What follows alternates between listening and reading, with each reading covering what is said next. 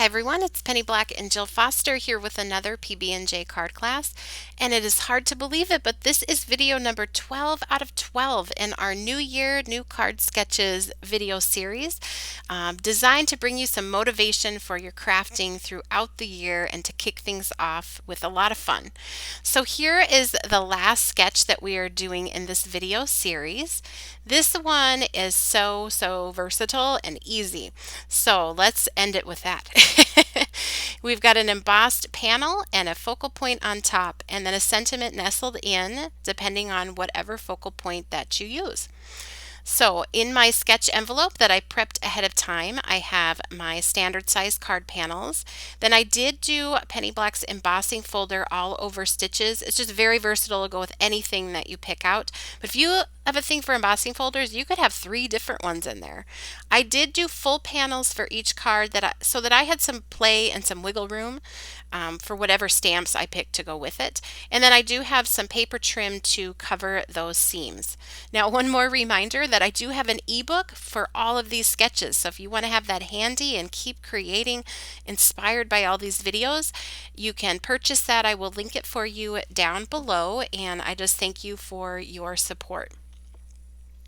So I've got my envelopes ready with the sketch, and I went ahead and picked out what stamps I want to use with this sketch, and I stamped them all. So I have 3 different images for focal points, and this one is from Penny Black's Flood of Hearts, and it was stamped using watering can Ranger Archival ink onto Canson 140-pound cold press watercolor paper, and I'm going to keep on continuing to paint that with my Distress Reinkers used as watercolors.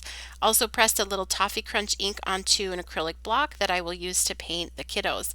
Now, I've done another video where I painted this image and it had a totally different color scheme, and so know that you can switch up the color scheme. You could do all 12 of these sketches with the same stamp even, and it's versatile enough to do that, and you could really make a lot of cards with a stamp set. So lots of different approaches you can have for using sketches, for sort of batching how you approach card making, and using what you have, or the sketches can really guide your purchasing. So if you have, these are the 12 sketches I want to focus on this year or this month or until I've done them all, that might help you when you are shopping and purchasing things. Say, oh, that would work really good with that sketch, or oh, I need a frame die for that sketch. That would be a good investment, and I know I'm actually going to use it because I have a sketch and card ideas to go with it. So just another way to think of the sketches as being a guide for your shopping, or maybe you're shopping your stash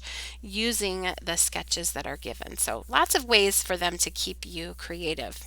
Now I'm painting this using the same technique that I've done in all the other videos, picking up that concentrated Distress Reinker off my palette and then putting that onto my paper where I want it to be darkest. Then I rinse off my brush, pat it dry, and go back and blend with just the tiniest little bit of water remaining on my brush.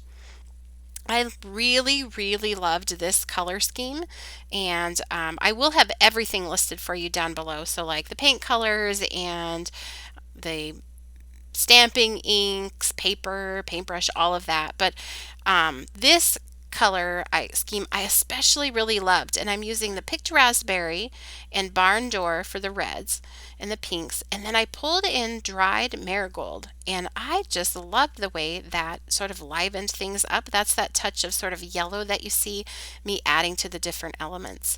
And as I painted this in, I wanted the umbrella to be the boldest thing. So that's something I just love about umbrellas, is there's just so many options for painting and color. And so that is getting the boldest colors, and their outfits and things down below are going to be lighter and a little bit more simple. I did pull in a little Seedless Preserves, which is a purple, to add some darker shadowing and just a little contrast to that. And then I do keep going back and playing around. Since I'm mixing up a lot of different colors here, I find that when I do that, I do add more layers and play around with it a little bit more, because I'm not always sure exactly how they're going to mix together until I've done it. Now we will move on down and begin working on the kiddos. And if you want a more detailed video with my watercoloring technique, I will link that for you down below. It goes much slower and in a lot more detail. So I would love to know, this is the last video in this video series of 12.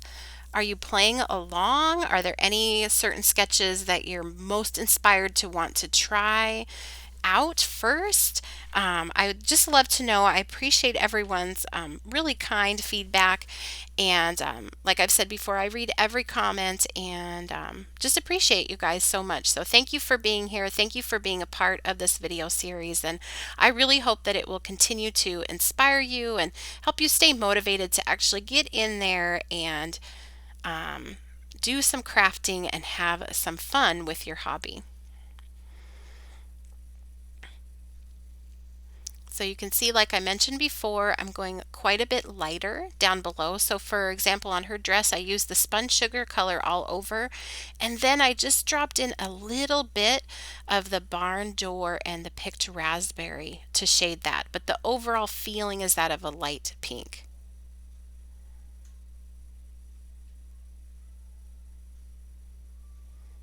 So I'm just doing that here with that dried marigold, and then just dropping in a little bit of the barn door for interest and shading, and that ties it into the colors up at the top too.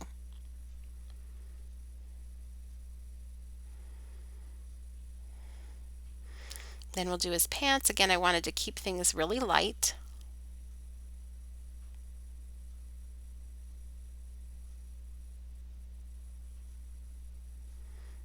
Get the shoes and her shoes.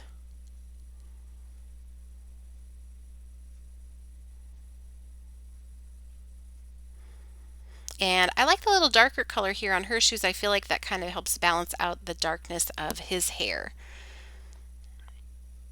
And then we'll get the little handle for the umbrella.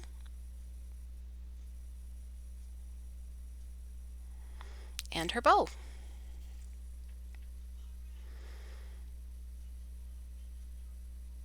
Now for the hearts, I'm going to keep those pretty neutral, so I'm just putting a little gathered twigs distress ink reinker there and blending that out. So they don't look like I forgot them, but they aren't like a specific bright color. So now I trimmed down that embossed panel, and I'm just putting it on my card up near the top.